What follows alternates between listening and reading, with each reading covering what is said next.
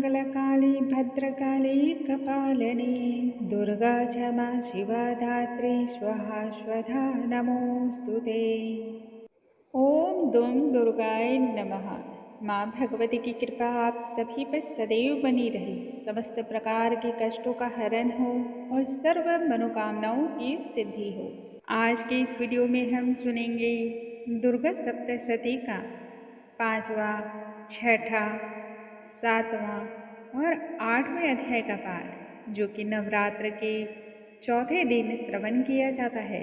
माँ भगवती की कृपा इससे सदैव बनी रहती है तथा समस्त प्रकार के अनिष्ट और अमंगल प्रदान करने वाली चीज़ें मनुष्य से दूर रहती हैं, शत्रु बाधा समाप्त होती है और सर्व कार्यों में मनुष्य को सफलता की प्राप्ति होती है।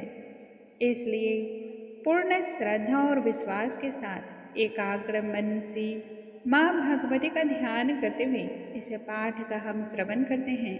आइए माँ भगवती का हम ध्यान करते हैं और फिर पाठ को आरंभ करते हैं। मैं माँ भगवती के उन स्वरूपों का ध्यान करती हूँ जिनकी नेत्र कमल नयन के समान हैं। हाथों में चक्र, त्रिशूल, शंख, गदा इत्यादि शस्त्र सुशोभित हैं। उन महामाया जगत जननी भगवती का मैं बारंबार ध्यान करते हुए उन्हें प्रणाम करती हूँ। भूलोक पर विभिन्न प्रकार के अवतारों को लेते हुए आप जन कल्याण की भावना रखती हैं। हे भगवती माँ, आपको हमारा कोटि कोटि नमस्कार है। ओम दुम दुर्गाय नमः। महर्षि मेधा ने फिर कहा, पूर्व काल में शुंभ निशुंभ नामक 2 असुरों ने अपने बल के मद में चूर होकर के इंद्र का त्रिलोकी राज्य और यज्ञों के भाग छीन लिए। वह दोनों इसी प्रकार से सूर्य, चंद्रमा, धर्मराज और वरुण के भी अधिकार को छीन करके स्वयं ही उसका उपभोग करने लगे। वायु एवं अग्नि का कार्य भी वही दोनों करने लगे।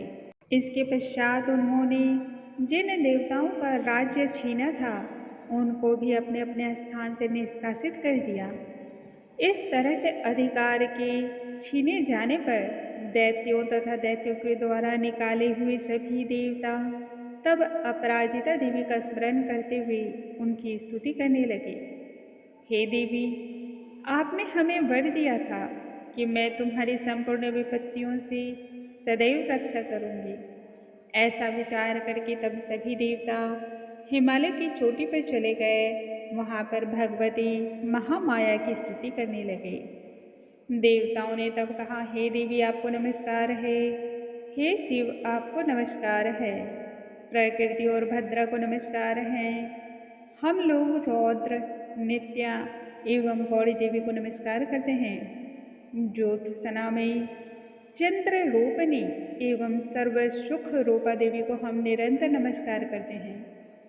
शरणागतों का कल्याण करने वाली भगवती महामाया, वृद्धि और सिद्धि रूपा देवी को हम कोटि कोटि नमस्कार करते हैं। नेत्री, राजाओं की लक्ष्मी तथा सावर्णी देवी को नमस्कार है।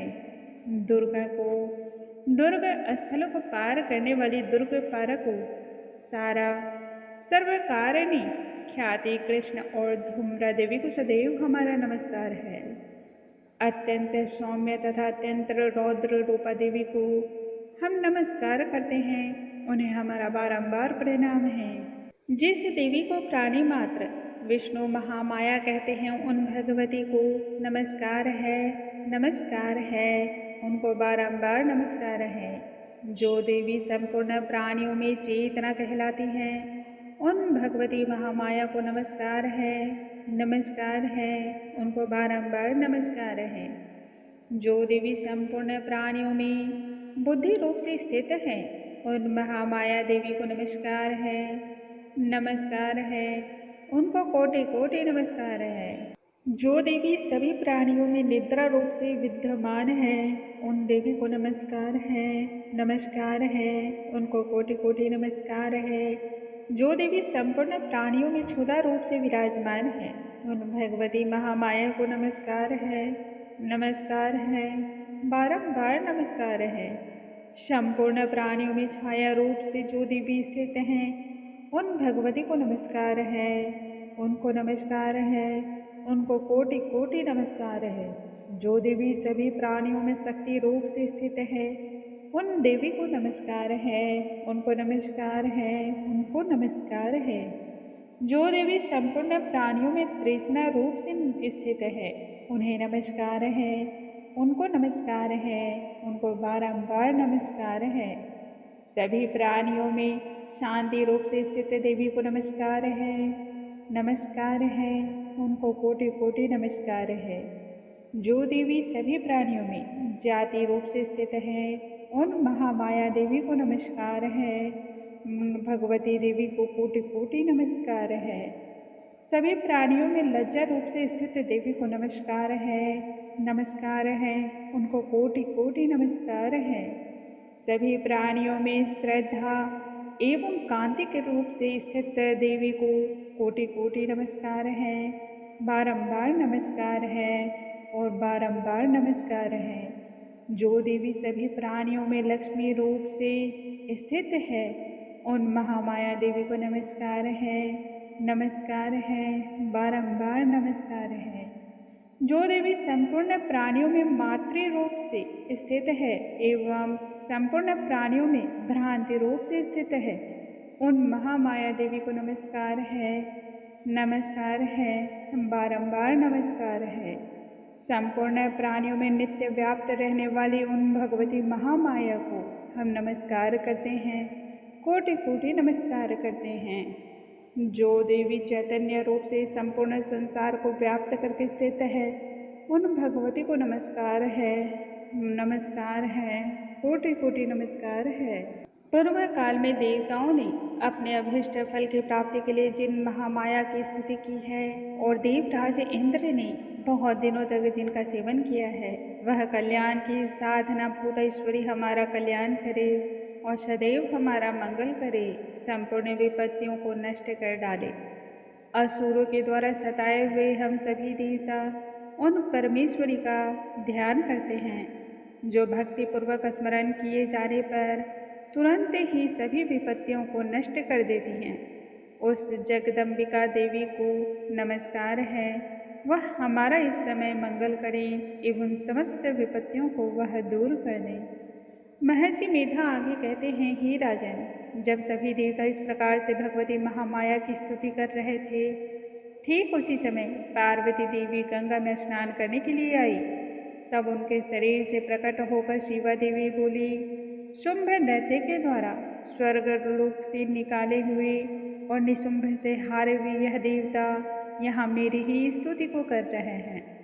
पार्वती के शरीर से अंबिका चूंकि निकली थी, इसलिए उसको संपूर्ण लोक में कौशिकी के नाम से जाना गया। कौशिकी के प्रकट होने के पश्चात पार्वती देवी के शरीर का रंग तब काला पड़ गया और वह हिमालय पर रहने वाले कालिका देवी के नाम से प्रसिद्ध हुई। तत्पश्चात शुंभ निशुंभ के दूत चंड मुंड वहाँ आए। परम मनोहर रूप कांति वाली अंबिका देवी को देख करके वह शुंभ के पास जाकर कहने लगे, हे महाराज, अत्यंत ही सुंदर, गुणवती और उसकी कांति से संपूर्ण लोक प्रकाशित हो रहा है। वैसा रूप रंग ना तो आज तक हमने किसी स्त्री में देखा है और ना ही कभी दिखेगा। हे असुरेश्वर, आप यह पता लगाएं कि वह देवी कौन है एवं उसको ग्रहण करें। स्त्रियों में वह रत्न है, वह अपनी कांति से 10 दिशाओं को प्रकाशित करती हुई वहाँ स्थित है, इसलिए आपको उन्हें अवश्य ही देखना चाहिए। हे प्रभु, तीनों लोकों के हाथी, घोड़े, मणियों आदि जितने भी रत्न हैं जो बहुमूल्य हैं, वह इस समय आपके अंदर शोभायमान हैं।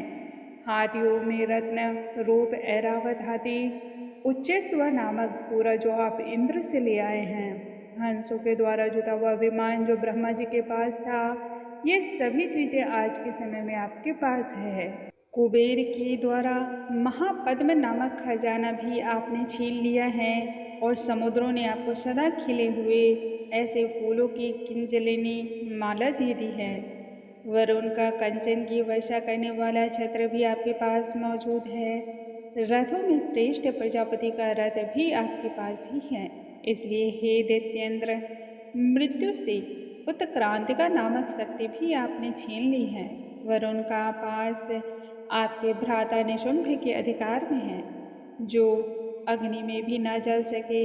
ऐसे 2 वस्त्र भी अग्निदेव ने आपको प्रदान किए हैं।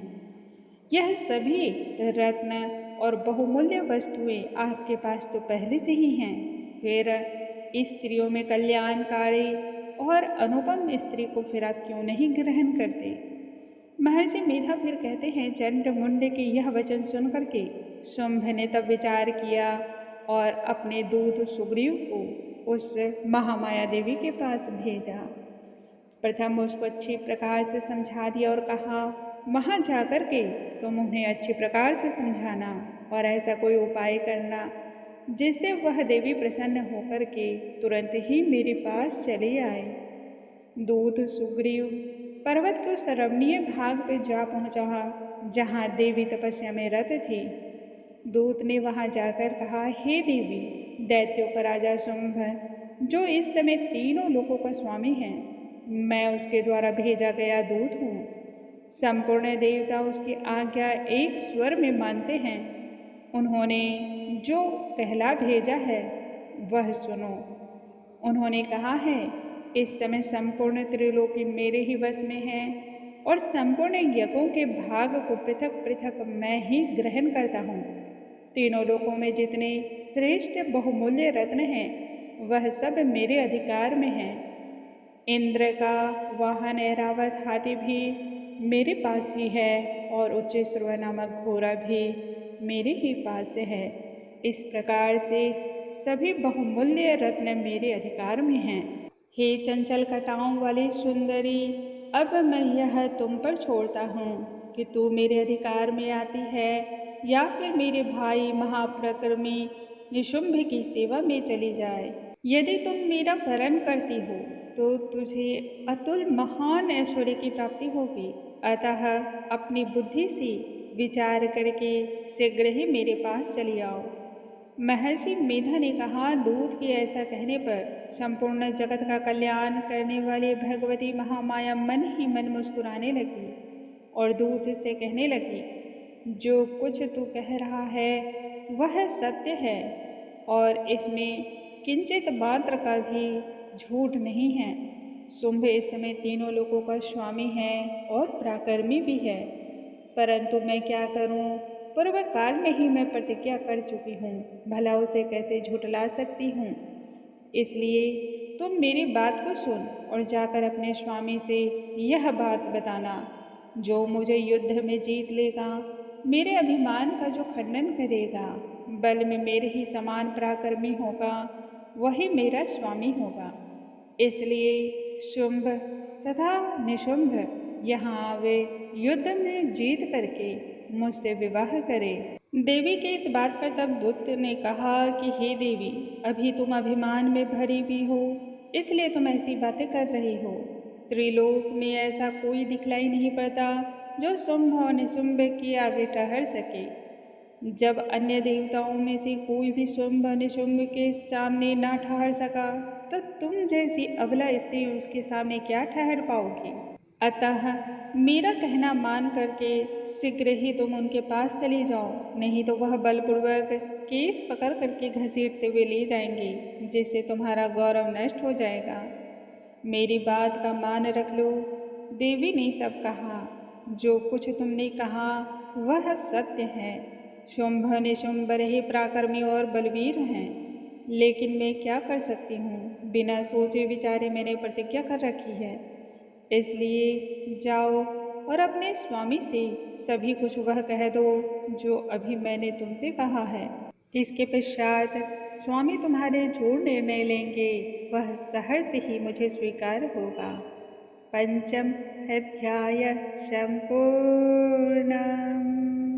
छठा अध्याय। महर्षि मेधा ने आगे कहा, देवी की बात सुनकर के दूत क्रोध में भरा हुआ वहाँ से अपने असुरेंद्र के पास पहुँचा और सारा वृत्तांत उसे कह सुनाया। दूत की बात सुनकर के असुरेंद्र के क्रोध का कोई सीमा न रहा और उसने अपने सेनापति धूम्रलोचन से कहा, शीघ्र ही तुम अपनी सेना सहित वहां जाओ एवं बलपूर्वक केसु को पकड़कर घसीटते हुए उस देवी को यहाँ ले आओ। यदि उसकी रक्षा के लिए दूसरा कोई खड़ा हो, फिर चाहे वह यक्ष हो, देवता हो या फिर गंधर्व ही क्यों न हो, उसको तुम अवश्य ही मार डाला।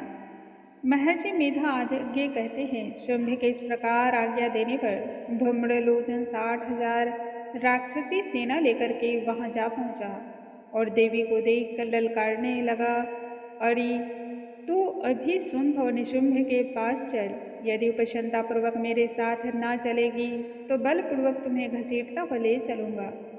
देवी कहने लगी, असुरेंद्र का भेजा हुआ तेरे जैसा बलवान यदि बलपूर्वक मुझे ले जावेगा तो ऐसी दशा में मैं तुम्हारा कर ही क्या सकती हूँ।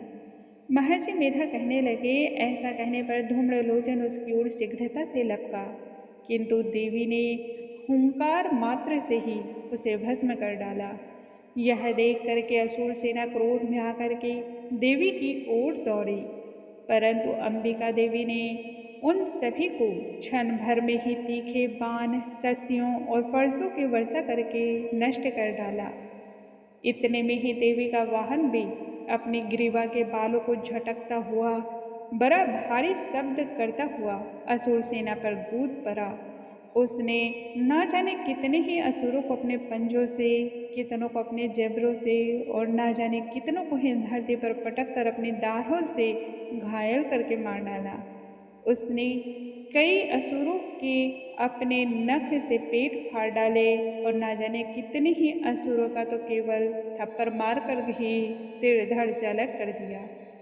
कई असुरों की भुजाएं और सिर को तोड़ डाले तथा गर्दन के बालों को हिलाता हुआ ना जाने कितने ही असुरों को उसने क्षण भर में ही पेट फाड़ कर उसका रक्त पी डाला।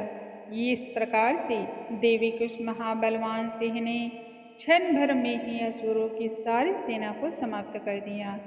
उधर शुंभ ने जब यह सुना कि देवी ने धूम्रलोचन असुर को मार डाला है एवं उसके सिंह ने सारी सेना का संहार कर डाला, तब क्रोध में उसके होठ फरकने लगे और उसने चंड एवं मुंड नामक 2 महान असुरों को आज्ञा दी, जाओ और अपने साथ एक विशालकाय सेना लेकर जाओ तथा बलपूर्वक देवी के बाल पकड़ करके उसे घसीटते हुए यहाँ ले आओ। यदि उसे यहाँ लाने में किसी भी प्रकार का संदेह हो तब अपनी सेना के सहित उसे लड़ते हुए वहीं मार डालो। जब वह दुष्टा और उसका सिंह दोनों ही मारे जाएंगे तब उसे बांध करके यहाँ मेरे सामने तुम उपस्थित करना। छठा अध्याय संपूर्ण। 7वां अध्याय। तदंतर शुंभ की आज्ञा को पाकर के चंड मुंड अपनी चतुरंगिनी सेनाओं को साथ लेकर के अस्त्र शस्त्रों से सुसज्जित होकर के देवी के सामने हिमालय के उस स्वर्ण में ऊंचे शिखर पर जा पहुँचे। वहाँ उन्होंने देवी को सिंह पर सवार देखा, जो मंद मंद मुस्कान को बिखेर रही थी। उन्हें देखकर दैत्य लोग तत्परता से पकड़ने के लिए उद्योग करने लगे। किसी ने धनुष ताना तो किसी ने तलवार संभाली और कुछ ने तो देवी के पास आकर के विभिन्न अस्त्रों शस्त्रों को लेकर के खड़े हो गए। तब अंबिका देवी ने उन शत्रुओं के प्रति बड़ा ही क्रोध व्यक्त किया, जिससे उनका मुख काला पड़ गया, ललाट में भौवें टेढ़ी हो गई एवं विकराल मुख प्रकट हुआ, जो कि काली के नाम से जाने गए। देवी के हाथों में तलवार एवं पास धारण किए हुए थे। वे विचित्र खड़वांग धारण किए चीते की चर्म की सारी पहने नरमुंडों की माला से विभूषित थी। उनके शरीर का मांस सूख गया था और केवल हड्डियों पर ढांचा मात्र बचा था, जिससे उनका रूप अत्यंत ही भयंकर और विकराल दिखलाई दे रहा था।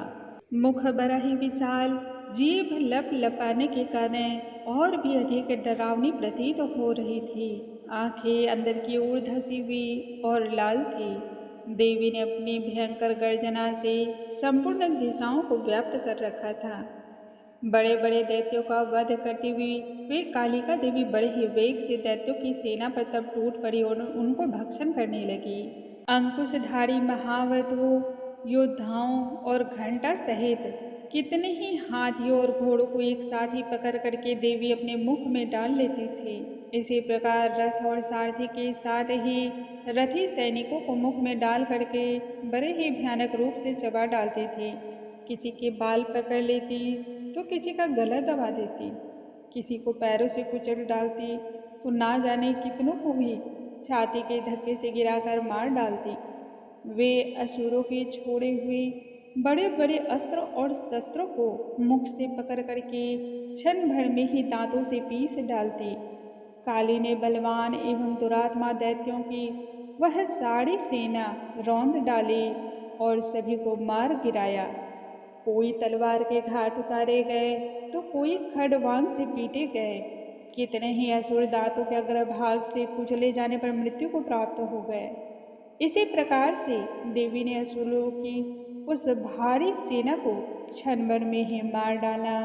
यह देख करके चंड उस अत्यंत भयानक रौद्र रूप वाली काली की ओर दौड़ा तथा महादैत्य मुंड ने भी अत्यंत भयंकर बाणों की वर्षा से हजारों बाण चलाए। उन चक्रों से भयानक नेत्रों वाली देवी को आच्छादित कर दिया।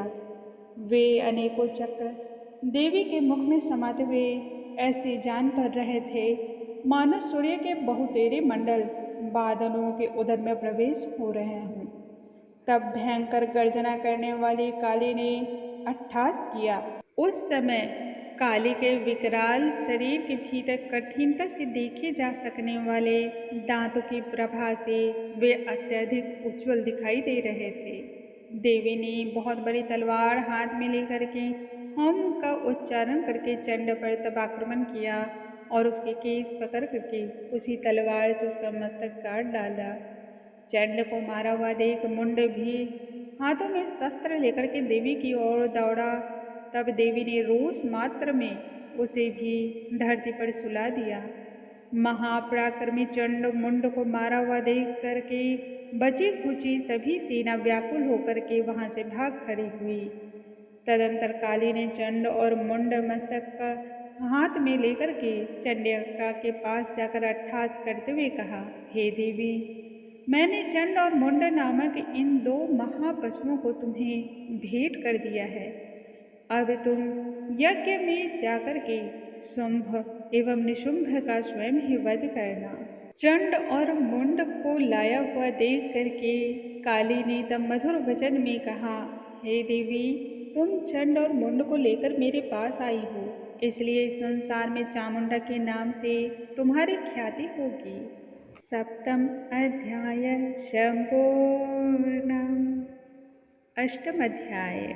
चंड और मुंड नामक दैत्य के मारे जाने पर बहुत सारी सेना का संहार हो जाने पर दैत्यों का राजा प्रतापी शुंभ के मन में तब बड़ा भारी क्रोध उत्पन्न हुआ और उसने दैत्यों की संपूर्ण सेना को युद्ध के लिए तब कूच करने की आज्ञा दी। वह बोला, आज उदयुध नाम के 86 दैत्य सेनापति अपनी सेनाओं के साथ युद्ध में प्रस्थान करे। कंबु नाम वाले दैत्यों के 84 सेनानायक अपनी वाहिनी से घिरे हुए यात्रा करे। 50 कोटि वीर्य कुल के और 100 धौम्र कुल के असुर सेनापति युद्ध के लिए कूच करे। कालक, मौर्य और कालकई असुर भी युद्ध के लिए प्रस्थान करे। इस तरह से सभी को आज्ञा दे करके शुंभ स्वयं भी युद्ध के लिए चल पड़ा। उसकी अत्यंत भयंकर सेना को आता हुआ देख करके चंडिका ने अपने धनुष के टंकार से पृथ्वी और आकाश के बीच के भाग को गुंजा दिया। राजन, इसके बाद देवी के सिंह ने भी बड़े जोर जोर से दहाड़ना आरंभ किया। फिर अंबिका देवी ने घंटे की ध्वनि से उसे और अधिक बढ़ा दिया। धनुष की टंकार, सिंह की दहाड़ और घंटे की ध्वनि से संपूर्ण दिशाएं उस समय गूंज उठी। उस भयंकर शब्द से काली ने अपने विकराल मुख को और अधिक विस्तृत किया। इस भयंकर शब्द को सुनकर के दानवी सेना ने देवी तथा सिंह को चौतरफा घेर लिया। हे राजन, उस समय दैत्यों के नाश के लिए और देवताओं के हित के लिए ब्रह्मा, शिव, कार्तिकेय, विष्णु तथा इंद्र आदि देवों की शक्तियाँ, जो अत्यंत ही पराक्रम और बल से संपन्न थे, उनके शरीर से निकल करके उसी रूप में चंडिका देवी के पास आई। और जिस देवता का जैसा रूप था, जैसे आभूषण थे, जिस प्रकार का वाहन था, वैसा ही सर्वशक्तियों से संपन्न वह दैत्यों से युद्ध करने के लिए फिर पड़ी। हंस युक्त विमान में बैठकर और रुद्राक्ष की माला कमंडलू धारण करके ब्रह्मा जी की शक्ति वहां आई। वृषभ पर सवार, हाथ में त्रिशूल लेकर, महानाग का कंकन पहन करके भगवान शंकर की शक्ति माहेश्वरी और मोर पर आरूढ़ होकर के हाथ में शक्ति लिए दैत्यों से युद्ध करने के लिए कार्तिकेय की शक्ति उन्हीं का रूप धारण करके रणभूमि में उतर पड़ी। भगवान विष्णु की शक्ति गरुड़ पर सवार होकर के शंख, चक्र, गदा, धनुष धारण किए हुए श्री हरि की शक्ति वाराही वाराह का शरीर धारण करके आई। नरसिंह के समान शरीर को धारण करके नारसिंही शक्ति भी आई, जिसकी गर्दन के झटकरों से आकाश के तारे मानो टूट पड़ रहे थे। इसी प्रकार से देवराज इंद्र की शक्ति इंद्र भी ऐरावत के ऊपर सवार होकर के आई। तत्पश्चात इन देव शक्तियों से घिरे हुए भगवान शंकर ने चंडिका से कहा, मेरी प्रसन्नता के लिए तुम शीघ्र ही इन असुरों को संहार कर डालो। तत्पश्चात देवी के शरीर में से अत्यंत ही उग्र रूप वाली सैकड़ों गिदड़ियों के समान आवाज करने वाली चंडिका देवी का प्राकट्य हुआ। उस अपराजिता देवी ने धूमिल जटा वाले भगवान शिव से कहा, हे प्रभु, आप मेरी ओर से दूत बनकर के शुंभ और निशुंभ के पास जाकर के उनसे कहिए कि उनके अतिरिक्त और भी जो दैत्य वहाँ युद्ध के लिए उपस्थित हों, यदि उन्हें अपने प्राणों की अभिलाषा है, जीवित रहने की अभिलाषा है, तो वह संपूर्ण देवताओं के अधिकार उन्हें वापस दे दें तथा वे सभी पाताल लोक वापस चले जाएं। यदि बल के गर्व से तुम्हारे लड़ने की इच्छा हो रही हो तो वे रणभूमि में आओ, तुम्हारे मांस से मेरी योगिनियाँ तृप्त होंगी। इस प्रकार से देवी ने भगवान शंकर को दूत के कार्य में नियुक्त किया, इसलिए वह संसार में शिवदूती के नाम से प्रसिद्ध हुई। भगवान शंकर ने देवी का संदेश जाकर दैत्यों को कहा, जिससे दैत्यों के क्रोध का कोई पारावार न रहा और जिस स्थान पर देवी विराजमान थी वहां पहुंचे। सभी ने विभिन्न प्रकार के शस्त्र और अस्त्रों से देवी पर वर्षा आरंभ कर दी। देवी ने भी उनके द्वारा फेंके हुए बाणों, शक्तियों, त्रिशूल और फरसों को अपने बाणों से काट डाला। काली देवी आगे खड़ी होकर के शत्रुओं को त्रिशूल से विदीरने लगी और खड़वांग से कुचलने लगी। ब्रह्मा ने जिस तरफ भी दौड़ दी उसी तरफ अपने कमंडलों का जल को छिड़क करके दैत्यों के वीर्य और बल को क्षण भर में ही नष्ट कर डालती थी। इसी प्रकार से माहेश्वरी त्रिशूल से, वैष्णवी चक्र के द्वारा और अत्यंत ही क्रोध वाली कौमारी शक्ति ने असुरों को क्षण भर में ही मार डाला और इंद्र के बाजू के प्रहार से सैकड़ों दैत्य उस समय रक्त की नदियां बहाते हुए पृथ्वी पर सो गए।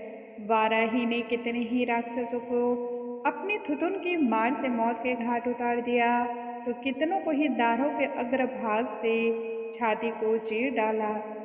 चक्र की चोट से कितनों का ही हृदय विदीर्ण कर डाला, तो ना जाने कितने ही राक्षसों को नखों से विदीर्ण करके नारसिंही भक्षण कर रही थी। शिवदूती की प्रचंड अट्टहास से कितने ही दैत्य भयभीत होकर के पृथ्वी पर गिर पड़े और उनके गिरते ही काली ने उन सभी का भक्षण कर डाला। इस तरह क्रोध में भरे हुए मातृगणों के द्वारा नाना प्रकार के उपायों से बड़े बड़े असुरों को मरते हुए देख करके बची खुची राक्षसी सेना भाग करी हुई। इस प्रकार से सेनाओं को भागता देख करके रक्त बीज नामक महापराक्रमी दैत्य क्रोध से भर करके युद्ध के लिए देवी को ललकारने लगा। उसके शरीर से रक्त की बूंदें पृथ्वी पर ज्यों ही गिरती, वैसे ही तुरंत उसी के शरीर जैसा बलवान और पराक्रमी दैत्य पृथ्वी से उत्पन्न हो जाता। रक्त बीज गदा हाथ में लेकर के ऐन्द्री के साथ युद्ध करने लगा। जब ऐन्द्री शक्ति ने वज्र के द्वारा उस पर प्रहार किया तब घायल होने के कारण शरीर से बहुत सारा रक्त बहने लगा और उसकी प्रत्येक बूंद से उसके ही समान बलवान महापराक्रमी अनेकों दैत्य भयंकर रूप धारण किए हुए अस्त्र शस्त्र लेकर के युद्ध में आ डटे। वह सभी देवियों के साथ लड़ने लगे। जब ऐन्द्री के वज्र प्रहार से उसके मस्तक पर चोट लगी और रक्त वहां पर बहने लगा तब हजारों ही पुरुष उस समय उत्पन्न हो गए। वैष्णवी ने चक्र से, ऐन्द्री ने गदा से रक्त बीज को चोट पहुंचाई और वैष्णवी के चक्र से घायल होने पर रक्त बीज के शरीर से जो रक्त बहा उससे हजारों महाअसुर उत्पन्न हुए, जिससे संपूर्ण जगत व्याप्त होने लगा। कौमारी ने शक्ति से, वाराही ने खड्ग से और माहेश्वरी ने त्रिशूल से उसे घायल किया। इस प्रकार से क्रोध में भरकर के उस महादैत्य ने सभी मातृशक्तियों पर पृथक पृथक वार किया। तब माताओं ने शक्ति एवं शूल इत्यादि के द्वारा उसे बार बार घायल किया, जिससे महादैत्य उत्पन्न हो गए सैकड़ों की मात्रा में। तब देवताओं को अत्यधिक इससे भय होने लगा। देवताओं को भयभीत देख करके चंडिका ने तब काली से कहा, हे चामुंडे, अपने मुख को और अधिक विस्तृत करो तथा मेरे शस्त्रपात से जो उत्पन्न रक्त बिंदु होंगे उन रक्त बिंदुओं से उत्पन्न महाअसुरों को तुम मुख से भक्षण करती जाओ। इस तरह से रक्त बिंदुओं से उत्पन्न महादैत्यों को भक्षण करते हुए तुम रणभूमि में विचरण करो। ऐसा करने से शीघ्र ही रक्त बीज नष्ट हो जाएगा तथा अन्य दैत्य नहीं रहेंगे। काली के यूं कहते ही चंडिका देवी ने तब रक्त बीज पर अपने त्रिशूल से प्रहार किया और काली देवी ने अपने मुख में उसके रक्त को पी लिया। तब उसने गदा से चंडिका पर प्रहार किया। प्रहार से चंडिका को तनिक भी कष्ट न हुआ, किंतु रक्त बीज के शरीर से बहुत सारा रक्त उस समय बहने लगा, लेकिन उसके गिरने से पूर्व ही काली ने मुख में पान कर लिया। काली के मुख में उस रक्त से जो असुर उत्पन्न हुए उनको उसने भक्षण कर लिया, जिससे रक्त बीज के शरीर से जितना भी खून निकला वह सभी नष्ट हो गया। तदंतर देवी ने रक्त बीज को, जिसका रक्त चामुंडा ने पी लिया था, वज्र, बाण, खड्ग तथा दृष्टि इत्यादि से मार डाला। हे राजन, इस प्रकार शस्त्रों के समुदाय से आहत हुआ एवं रक्त विहीन हुआ महादैत्य रक्त बीज पृथ्वी पर गिर पड़ा। हे नरेश, इससे देवताओं को परम आनंद की अनुभूति हुई।